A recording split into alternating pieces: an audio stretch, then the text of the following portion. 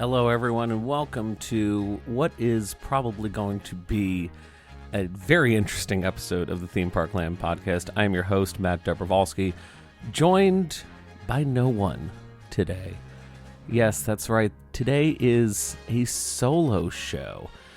Matt Rogers is dealing with new job titles, and we'll just leave it at that.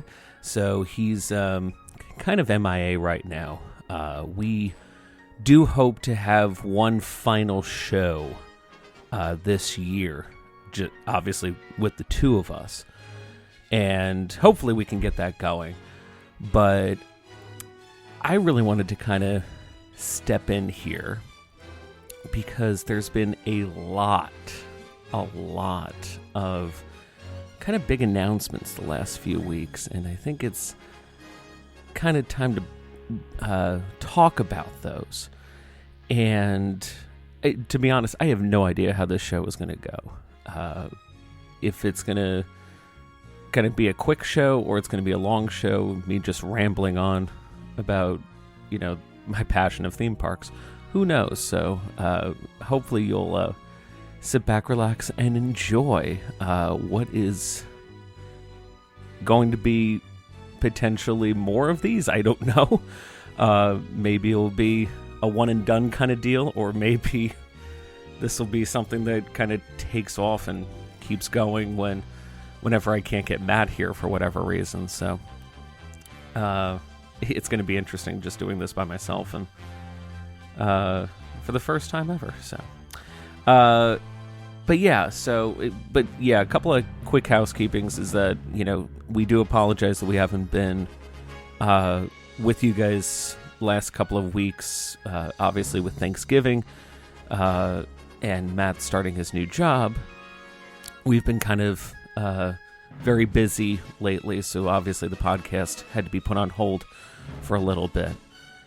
And we've kind of come to the conclusion that, we can do hopefully one more show together before the end of the year, and then we'll go on hiatus definitely until the new year. And who knows, maybe we'll kind of spruce things up with the next season, if you will, of the Theme Park Land podcast. Maybe it won't even be called Theme Park Land next year. Who knows?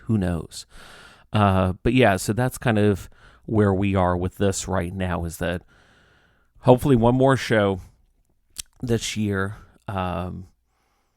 And I don't know, I was thinking about doing like a year-end review, like just talking about like the big news stories of this year and see kind of what caught our eye the most and what we're kind of looking forward to next year. But we'll see where that kind of takes off with.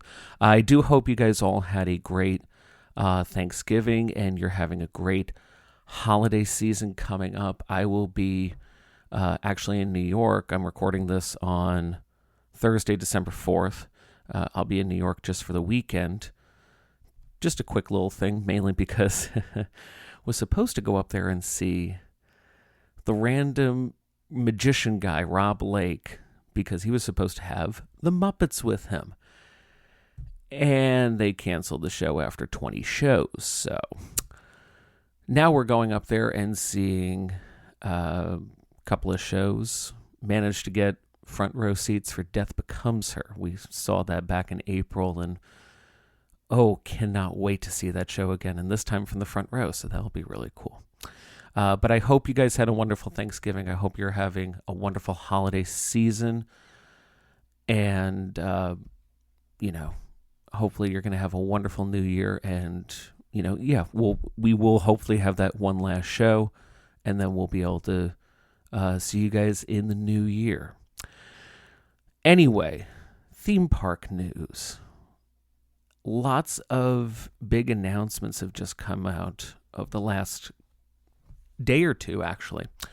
One of the interesting news pieces, if you will, that's kind of been popping up on social media this morning, actually, is that permits are confirming that the big Epic Universe expansion, that is to say the 150,000 square foot expansion building that Universal is creating at Epic Universe, has been labeled where its location will be.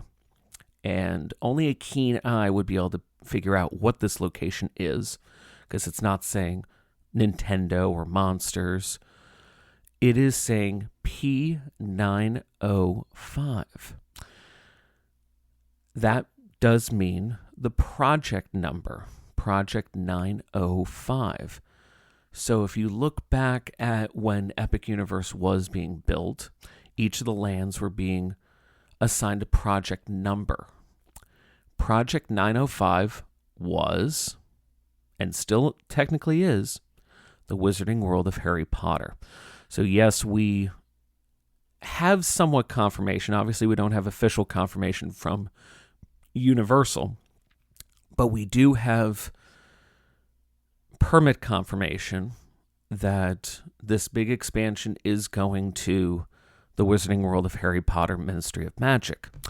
And that definitely solidifies it because, we reported on here that the 150,000 square foot building would fit perfectly in that big expansion plot for the Ministry of Magic.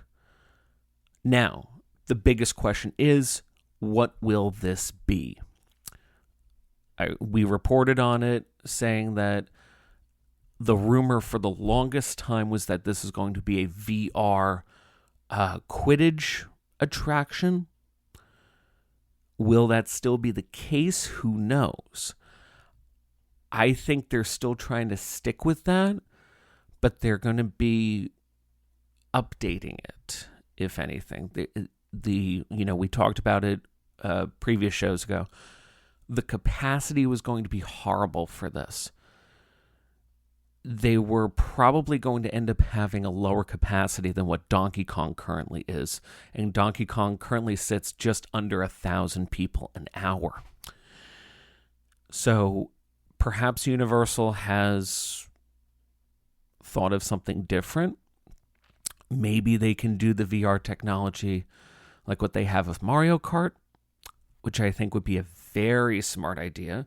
Mario Kart can still do a very strong capacity while still having the VR technology and not having to worry about swapping out the equipment and consistently cleaning the equipment while it's on the ride vehicle. I'm looking at you, Kraken in SeaWorld. That was horrible loading capacity. I remember that took 5 to 10 minutes just for them to send one train out of the station, because before they would load the people into the vehicle, they'd be cleaning all of the equipment before the next group would load into the train.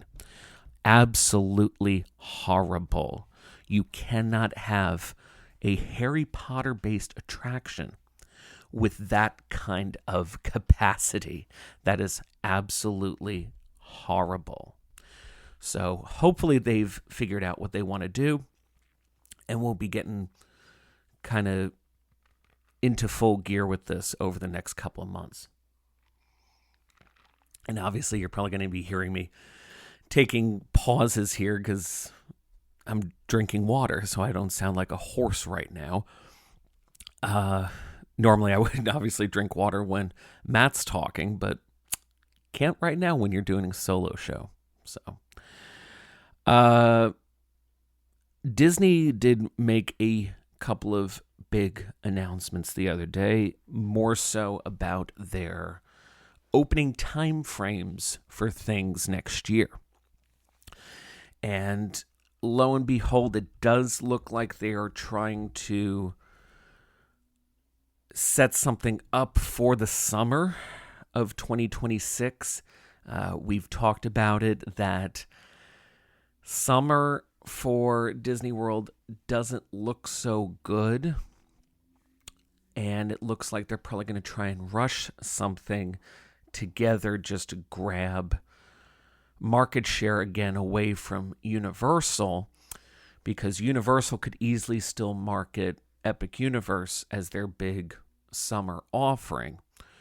And Disney still doesn't have anything new per se until the summer of 2027, when at least they're going to have more than likely phase 1 of Tropical Americas, meaning the Carousel and Indiana Jones.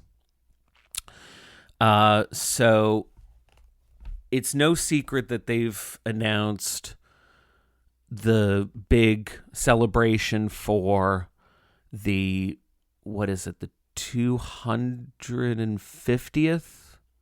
Yeah, it's the 250th anniversary of America. And Disney has said that they are going to be going all out on this celebration, just like the United States is supposedly doing. And one of those things is Soarin' Across America.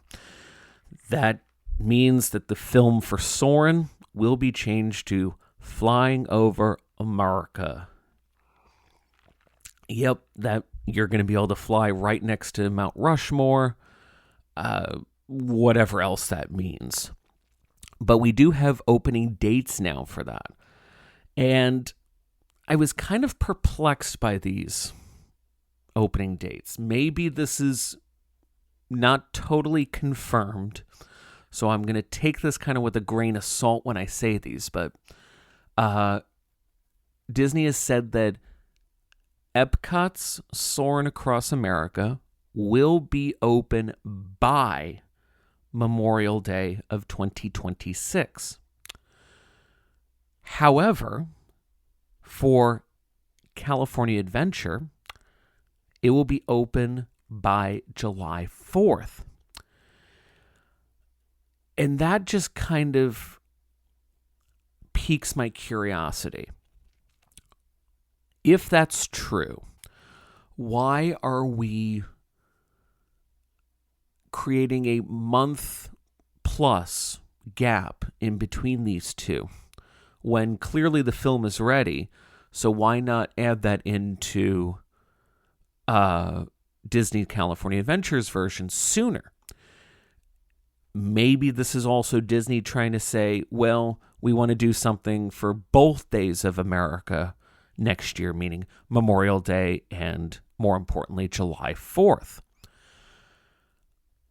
If that's the case, okay, I'll give you that.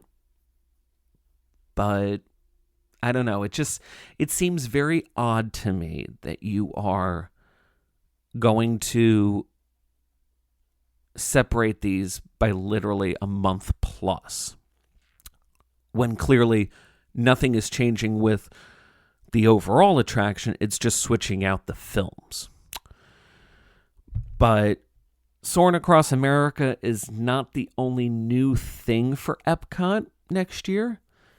And as we previously confirmed the story, Frozen Ever After is going to be getting brand new animatronics of Anna, Elsa, and Kristoff throughout the attraction, moving away from the disgusting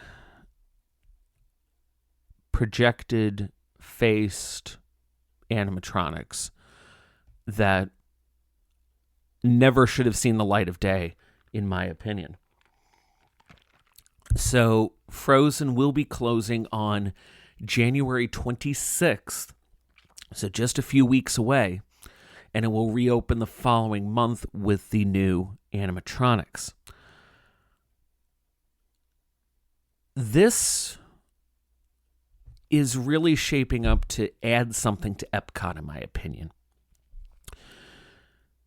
You have, when we look at the lightning lanes, for example, lightning lanes, you have the one that you can pick from the first section, and then you have two that you can pick from the other section. The first section is Frozen, Ratatouille, and Test Track, so you can only pick one when you're doing those lightning lanes. Truthfully, to a local, when, I can't obviously speak on behalf of tourists, but to a local, if I am trying to enjoy a day at Epcot and saying, you know what, maybe I'll get some lightning lanes because I really want to do a couple of the attractions and I don't really want to have to wait for them.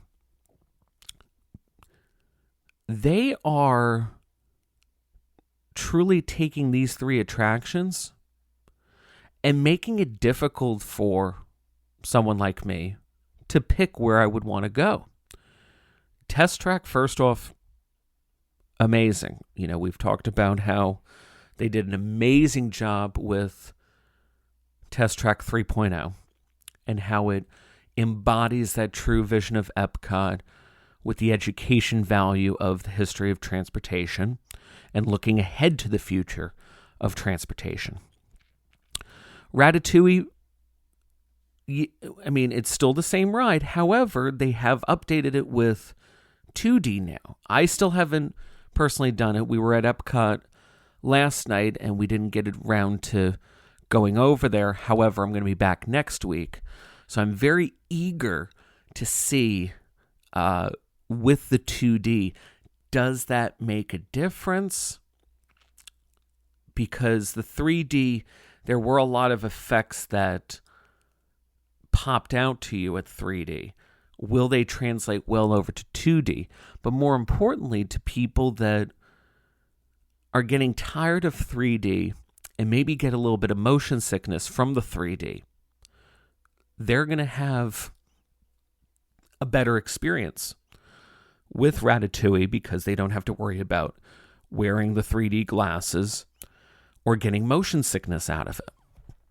So that's good. I like that they chose to do that to include more people to ride that way.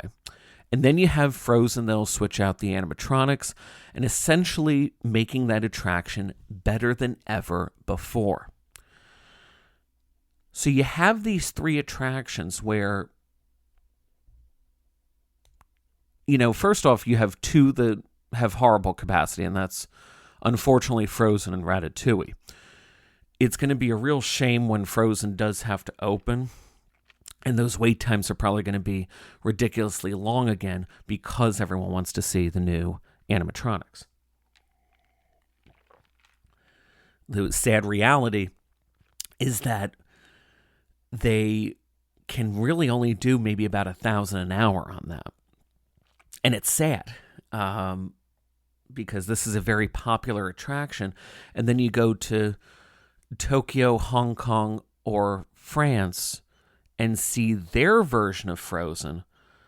And they managed to knock this out of the park because the boats have more capacity and they're able to have more boats, especially at least Tokyo's version because it's longer. They're able to have more boats out on the flume. So that helps them immensely with their wait times, yet hours after all these years of it being open, and again, in my opinion at least, it's not really worth it right now because of the animatronic situation. Their average wait time is about 60 minutes still, and that's just because of their low capacity. Now, granted, there are a lot of tourists that are out there that, they're bringing their little princesses that want to, see Anna and Elsa, and they love the story of Frozen, so of course they're going to do it. It is our only Frozen-based attraction at Walt Disney World, technically with the exception of the sing-along over at Hollywood Studios, but this would be the only ride of Frozen. But the biggest thing is that when these animatronics switch over, it's going to be really, really nice to be able to ride this thing again and just see proper animatronics on this ride instead of seeing, what looks like a TV monitor for Elsa's face. Anyway, moving on to Hollywood Studios, where this is truly where the summer stuff is going to kind of be coming up for whatever marketing campaign Walt Disney World wants to do for the summer. We do have confirmation that Rock and Roller Coaster is going to be closing in the spring of 2026, and it will be reopening in the summer as Rock and Roller Coaster starring the Muppets. But there's something I really want to talk about. And if you've been looking at social media the last few days, you'll have seen that Disney extremely quietly, permanently removed the pre-show for Rock and Roller Coaster as they begin the work for the addition of the Muppets. Here's my thing. You knew how popular this pre-show was and how popular Aerosmith is to Rock and Roller Coaster and how much this has been a staple in people's minds since the late 90s when this attraction opened. Why close it abruptly like that? Without a fanfare, without telling people that this is your last shot to see Aerosmith in the pre-show. Now, granted, the ride is still the same right now. You're still going to hear the Aerosmith songs on the ride. But to the average person that is going to be riding this ride for the next few months before the conversion, you're not... Now, granted, a lot of people have ridden this ride, but there are a lot of people that still have never rode this in their lives. And you just removed what is the story of this attraction. You go into the recording studio, you see Aerosmith recording, and then their manager comes out and says, "You're late for the concert. We have to get you across town. So we have to get you a super stretch limo, and that's why you're boarding that as your ride vehicle." It is an absolute shame. Absolute shame that that Disney went in and permanently removed this before you could have a proper send-off. Now, I understand the fact that they may have to do a lot of work in the pre-show room to gear up for the Muppets. They're going to be adding animatronics into this pre-show, so they have to start running electrical wiring. There's probably a lot of work that they need to do. It would just be nice if they didn't remove this abruptly and they gave it the proper send-off that it needs to be. Because now Rock and Roller Coaster starring Aerosmith is going to permanently close in the spring of 2026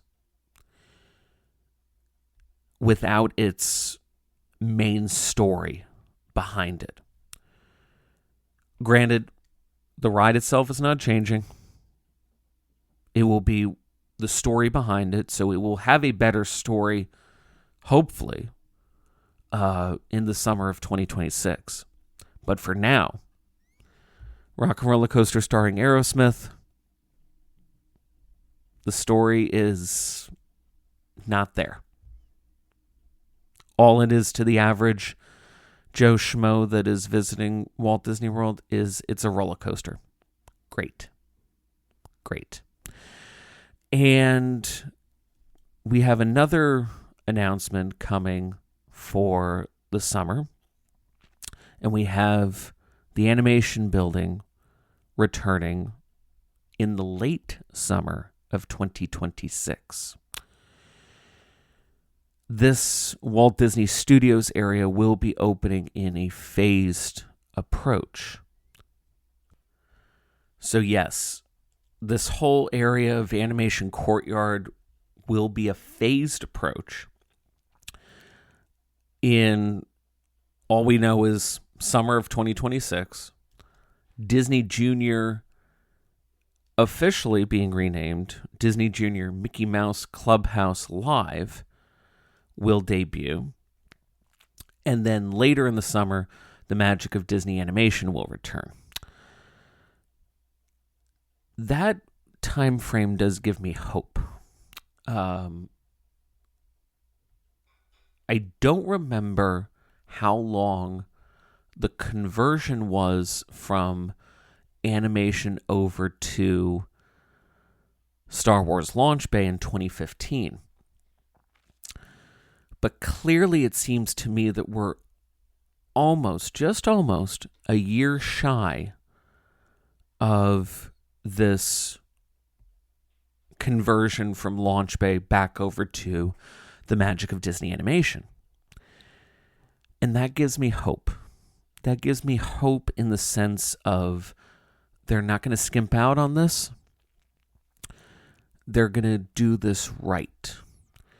They've announced that the screening room will be returning. So that is where the Mushu film used to be, if you remember Magic of Disney Animation back in the day. That will return with a new film. We don't know exactly what that is yet. I hope it's interactive like the Mushu film was. And they will be bringing back the Animation Academy, where you would draw Disney characters. My hypothesis, if you will, for this is they're going to bring back, resurrect, if you will, the old theater where they used to do the Animation Academy back in the day. If you're familiar with Star Wars Launch Bay, this is where BB-8 used to meet and greet. So, and before that, when it was the animation building, it was where Animation Academy was. And before that, it was where Back to Neverland was shown. The cute little short film with Robin Williams and Walter Cronkite. Because, fun fact, if you didn't know, everyone always assumed that the animation tour back in the late 80s, early 90s would start where you entered for Star Wars Launch Bay, right underneath the marquee right there. Actually, back in the day, that was where the Backlot Tour began. And the Magic of Disney Animation Tour would begin over to the right-hand side where the gift shop currently resides. Yes, the Launch Bay Cargo that hasn't been open since before COVID. And even when Magic of Disney Animation closed, that was the gift shop for the Magic of Disney Animation. So they only made that conversion over, I want to say it was the late 90s or early 2000s, whenever they removed Back to Neverland. Because when Back to Neverland was there, animation, the Magic of Disney Animation, truly was this actual guided walking tour of the animation building. Because you would go in through where the gift shop is, enjoy yourselves in the waiting area before you went in for Back to Neverland. Then you exited Back to Neverland, and you'd be able to look in on the animators at work on the other side of the glass. You'd be able to go through that. Walter Cronkite and Robin Williams would also be telling you interesting tidbits of animation there. And then you would end where the Mushu film ended up going. And now I don't remember exactly off the top of my head what that film was, but I think it was just a salute to Walt Disney Animation Studios. The nice thing that, we've reported on with this animation, the Magic of Disney Animation coming back, is that they are taking inspiration from the award-winning short Once Upon a Studio. And if you haven't seen Once Upon a Studio, go ahead and hit pause on this podcast. Unless you're driving, If you're listening to this at home, please do this. pause the podcast, go on to Disney Plus, and turn on Once Upon a Studio. Because this short, it hits all the feels.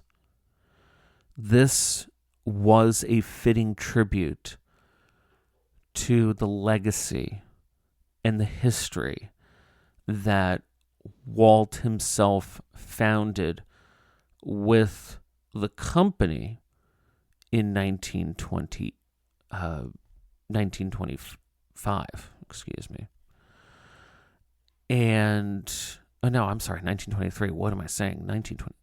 God, I got to get my facts right. 1923, when he founded the company and started the animation process. So yeah, if you haven't seen Once Upon a Studio, please sit down and watch that as soon as you possibly can.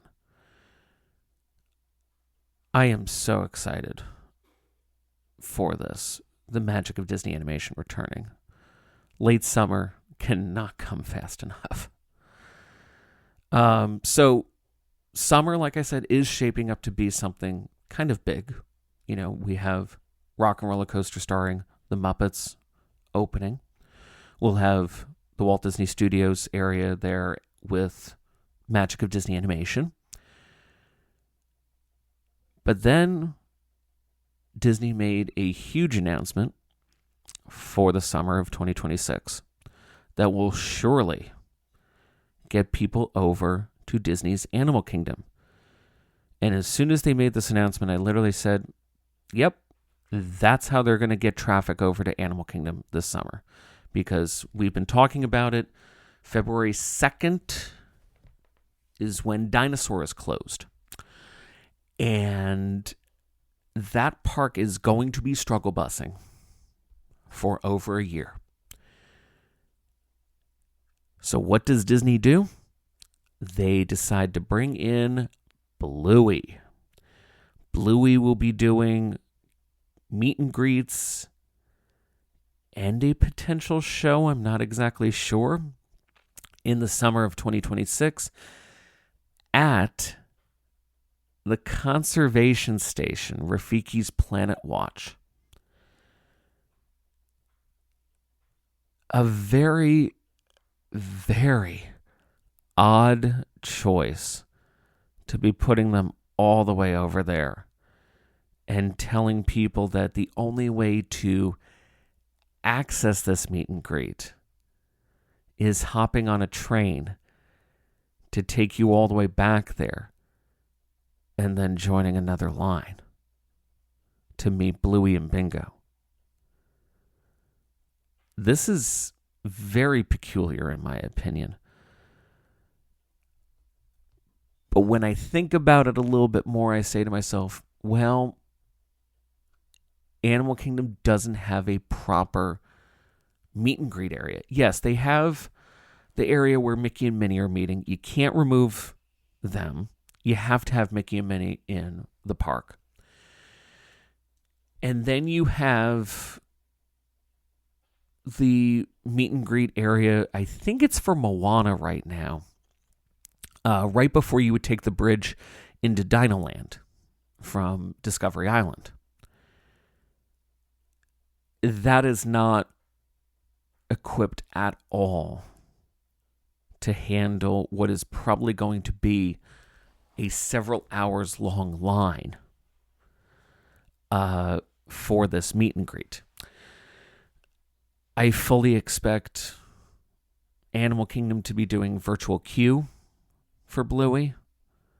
So pack your patience if you're going this summer to try and see Bluey, because that's going to be a lot. I think people are more than willing to wait 4 hours to meet that dog. Good on you. That is not me. I will not be waiting 4 hours to meet that dog. I saw the craziness of people trying to meet Bluey at D23 last year. And it was pretty crazy. It was pretty crazy indeed. So, right now we've kind of got three things for the summer. We've got the stuff for Hollywood Studios. I guess technically four. You've got Rock and Roller Coaster. You've got the Animation Building. You've got Bluey. You've got Soarin' Across America. So what are we doing over at Magic Kingdom? Well, we do have confirmation that Buzz Lightyear Space Ranger Spin and Big Thunder Mountain Railroad will be reopening in the spring of 2026. Big Thunder Mountain, they have been teasing that, first off, we know that the track has been entirely replaced, and there will be, quote, new magic throughout the ride. What that means, I have no idea. Buzz Lightyear is going to be getting a whole new interface with the gameplay. There's going to be a new animatronic in there and kind of an overall new story. But again, this is for the spring. So what does Magic Kingdom truly have to offer for the summer? And I think that answer is kind of hidden, if you will. It's going to be something that they don't want to draw people to, I believe. Because, as you can see, they are trying to get people over to the other three parks, Epcot, Studios, and Animal Kingdom. They're truly getting people over to Animal Kingdom with Bluey. All those families with the kids that love Bluey, they will flock over to that park. The Muppets fans will be back over at Hollywood Studios for Rock and Roller Coaster. And eventually, families will be able to enjoy the animation stuff. And what, America lovers are going to be over there for Soarin' Across America? But this is part of Disney's strategy, in my opinion, is that they're trying to take the focus, if you will, away from Magic Kingdom and say to the average Joe Schmo that's out there that Walt Disney World is not just the Magic Kingdom. We have Epcot, we have Hollywood Studios, we have Animal Kingdom. Yes, I get it. Magic Kingdom has more things to do in that park versus Animal Kingdom, Hollywood Studios, and Epcot to a point. I will die on this hill to tell you that Epcot is a full-day park, and I'm a firm believer that Epcot is more than just rides. It's about exploring and discovering the magic of possibility with Future World, with the World Neighborhoods, World Discovery, World Celebration, and World Nature, and then exploring the cuisine, the culture, and shopping of World Showcase. That is so important to Epcot. But this overall goal is something that I think Disney has been trying for the last few years. And even before COVID hit, they were starting to try and do this. It's no secret that Magic Kingdom is the most visited theme park in the world. In the world. And it has been like that for many, many, many years. And it will continue to be like that unless Disney starts putting more capital into the other three parks and has tickets, if you will, that are enticing to get you over to those three parks. And they do have a ticket that is doing exactly that. Right now, until the end of the year, Disney has been selling the Florida resident 3-day, 3-park ticket. It gives you 3 days of access to Epcot, Hollywood Studios, and Animal Kingdom. No Magic Kingdom. They're trying to entice you to buy a ticket and enjoy the other 3 parks besides Magic Kingdom for a low price of just over $200. And that's actually an amazing deal. If you are a typical family, you can visit Walt Disney World, not Magic Kingdom, Walt Disney World, 3 of the 4 parks, for an insanely low price. I think it's so important that Disney keeps doing this. Now, I've heard stories of people having issues with people buying these tickets and not realizing that it doesn't include Magic Kingdom. Well, that's on you guys. Sorry. You need to read the print that says this is a 3-day, 3-park ticket without Magic Kingdom. And by my understanding, it is heavily told to you before you buy the tickets. I hope this really works with getting people over to the 3 parks. And it truly shows to me that they are working to keep doing this. Now, granted, yes, we've got things for Magic Kingdom. Yes, we've got Buzz Lightyear and Big Thunder for the spring. And we're a few years away from adding Cars and Villains. That will expand the capacity of the Magic Kingdom, which is very needed. But we cannot forget about the other 3 parks. And I'm glad that they're doing that with adding Tropical Americas to Animal Kingdom. I mean, the amount of families that will be going there for Encanto alone is going to help that park.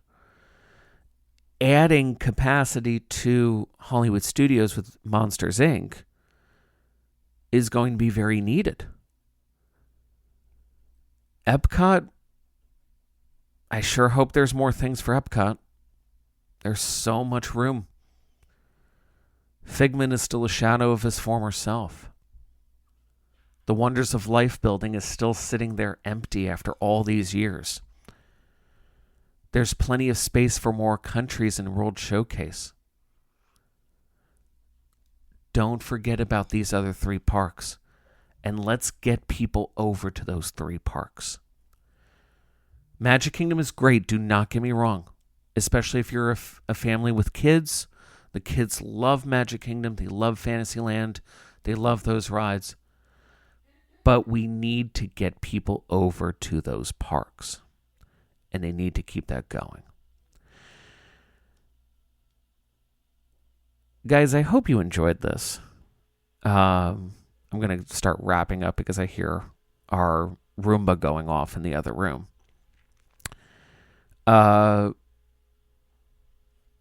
I kind of wing this, as we do with most of the podcast episodes that we usually do. Hopefully you enjoyed this. I mean, I'm going to probably sit on this and say, did I really enjoy this? I don't know if I want to do this again, because I felt like I kind of rambled like I usually do. So, guys, I hope you enjoyed it. Like I said at the top of the show, hopefully we'll be back one more time this year to do one final episode for this season, and then it's on to 2026. So I haven't really even thought about how I'm going to sign off on this. Guys, thank you again for listening, and we'll be back with you again next time for another episode of the Theme Park Land podcast. Thanks for listening, everyone. Have a magical week.